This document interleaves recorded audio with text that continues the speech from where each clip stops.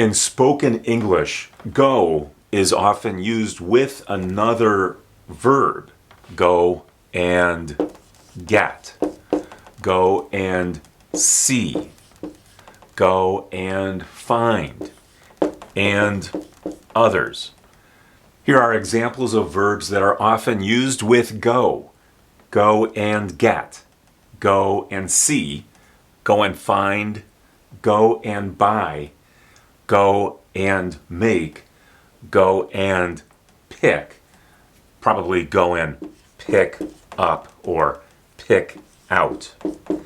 When someone speaks English quickly, you might not hear this conjunction. It might just sound like N.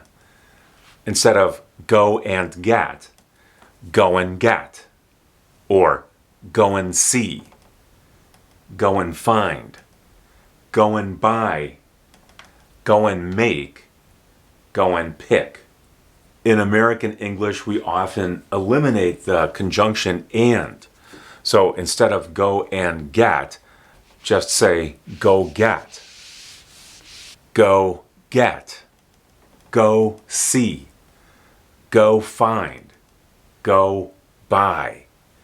Go make. Go pick up. I'm going to, this is for the future, and then the verb go would be in the simple form after to. I'm going to go do it. It's not necessary to use go. You could say, I'm going to do it. But many people will add go. It seems to strengthen this verb. I'm going to do it, or I'm going to go do it. I'm going to go see it. I'm going to go find it. In each of these, you could add and. Go and do it, go and see it, go and find it. You need to go and see a doctor. Here's the subject, here's the verb. This is an infinitive, and this extends to the second verb, to go and to see. You need to go and see a doctor. You could also eliminate and. You need to go see a doctor. This is probably more common in American English than British English. You could put this into the past tense. He went and saw a doctor. Here's the verb go, and then here is the verb see. He went and saw a doctor.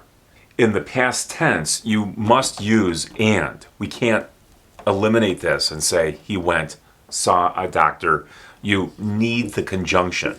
He went and saw a doctor.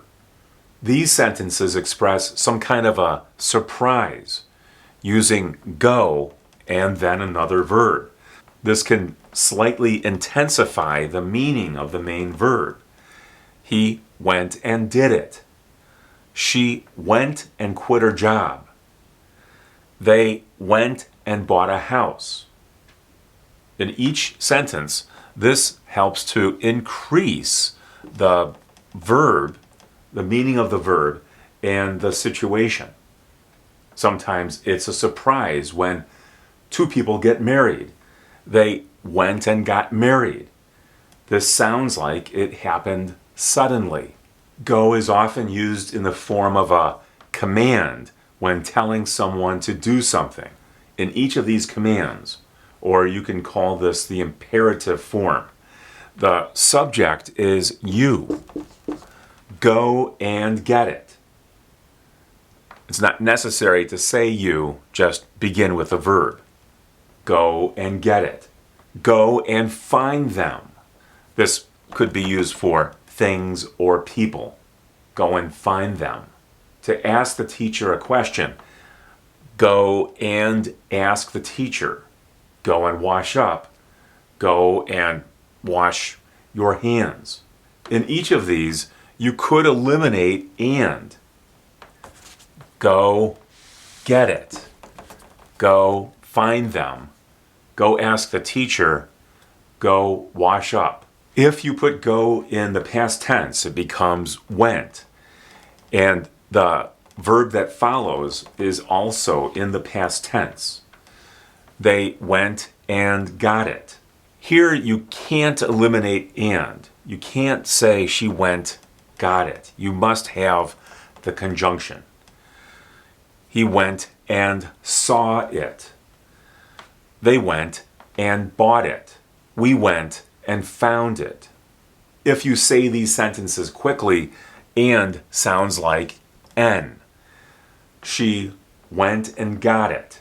He went and saw it. They went and bought it. We went and found it.